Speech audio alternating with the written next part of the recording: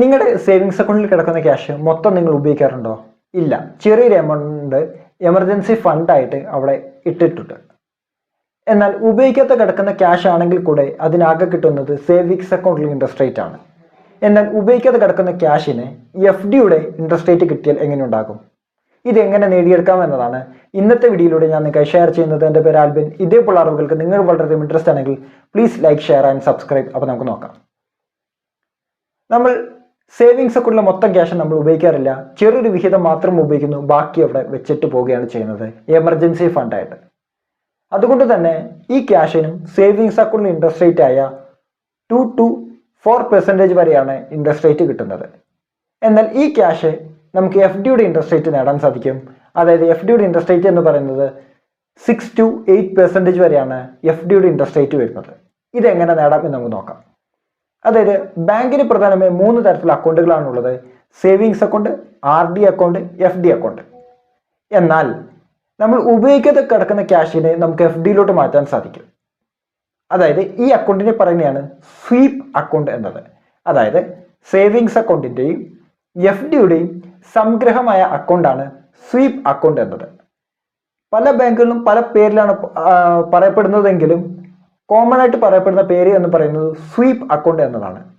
ദേശസാൽകൃത bank ആയിക്കോട്ടെ, private ബാങ്കുകളായിക്കോട്ടെ, ഇവയെല്ലാം തന്നെ ഇത് പ്രൊവൈഡ് ചെയ്യുന്നുണ്ട്. SBI ആയിക്കോട്ടെ, HDFC, ആക്സിസ്, കൊടാക്ക് തുടങ്ങിയ ബാങ്കുകളെല്ലാം തന്നെ സ്വീപ്പ് ബാങ്ക് അക്കൗണ്ട് പ്രൊവൈഡ് ചെയ്യുന്നുണ്ട്. ഇതെങ്ങനെ വർക്ക് ചെയ്യുന്നു എന്ന് പറഞ്ഞുതരാം. ഞാനൊരു മിനിമം ബാലൻസ് ആയിട്ട് 20,000 രൂപയാണ് ഞാൻ അവിടെ നിക്ഷേപിച്ചിട്ടുള്ളത്. ഇനി ഞാനൊരു 5,000 രൂപ അതിനകത്തേക്ക് ഡെപ്പോസിറ്റ് ചെയ്തു. ഈ 5,000 രൂപ ഒരു FD ആയിട്ട് മാറുന്നു. പിന്നീട് ഒരു 10,000 രൂപ ഡെപ്പോസിറ്റ് ചെയ്തു. ഈ 10,000 രൂപ വേറൊരു FD ആയിട്ട് മാറുന്നു. വീണ്ടും ഒരു 5,000 രൂപ ഡെപ്പോസിറ്റ് ചെയ്തു.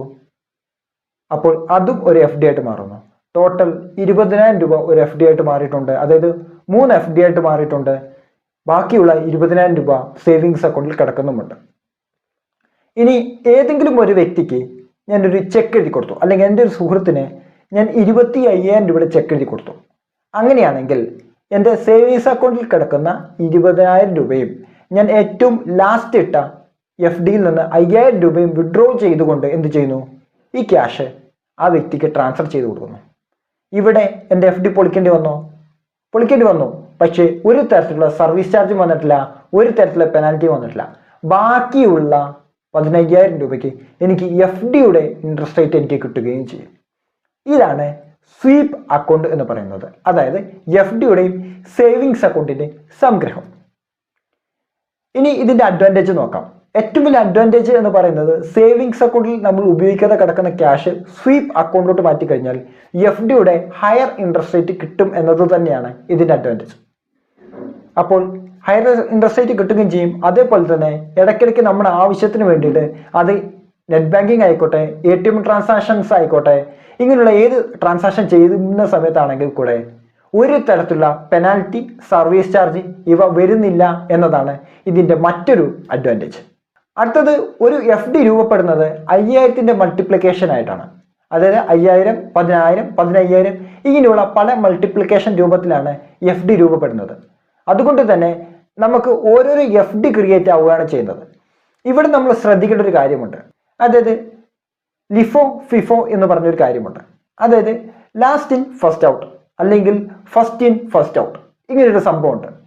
അതായത് നമ്മൾ FD ക്രിയേറ്റ് ആവുന്നു, അതിലൂടെ ഏറ്റവും മികച്ച റിട്ടേൺ കിട്ടണമെങ്കിൽ ലാസ്റ്റ് ഏതാണോ ഡെപ്പോസിറ്റ് ചെയ്തത് അവിടെ നിന്ന് വേണം വിഡ്രോ ആവാൻ വേണ്ടിയിട്ട്. ഫസ്റ്റിൽ നിന്ന് ഒരിക്കലും വിഡ്രോ ആവരുത്. ലാസ്റ്റിൽ നിന്ന് വിഡ്രോ ചെയ്യുകയാണെങ്കിൽ നമുക്ക് കുഴപ്പമില്ല. എന്നാൽ ഫസ്റ്റുള്ള FD വിഡ്രോ ആവുകയാണെങ്കിൽ നമുക്ക് കിട്ടുന്ന ഇൻട്രസ്റ്റ് വളരെയധികം കുറവായിരിക്കും.